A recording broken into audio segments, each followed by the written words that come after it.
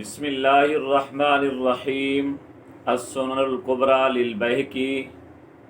جلد نمبر 4، کتاب الجنائز، صفحہ نمبر 40۔ امام بیہقی رحمۃ اللہ علیہ نے اس پر باب الدعاء فی صلاۃ الجنازہ قائم کر کے حضرت ابو ہریرہ رضی اللہ تعالی عنہ کی حدیث نقل فرمائی ہے کہ نبی اکرم صلی اللہ علیہ وآلہ وسلم نے ارشاد فرمایا، اذا صلیتم علی المیت فاخلصوا لہ الدعاء،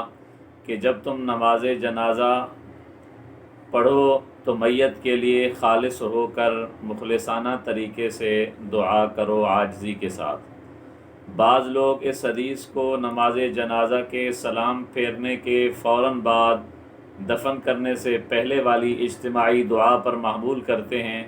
اور اس حدیث سے نماز جنازہ کے فوراً بعد دعا کو ثابت کرتے ہیں۔ حالانکہ امام بیہقی رحمۃ اللہ علیہ نے اس حدیث پر باب الدعاء فی صلاۃ الجنازہ یعنی نماز جنازہ کے اندر دعا کا بیان اس باب کے تحت اس حدیث کو لا کر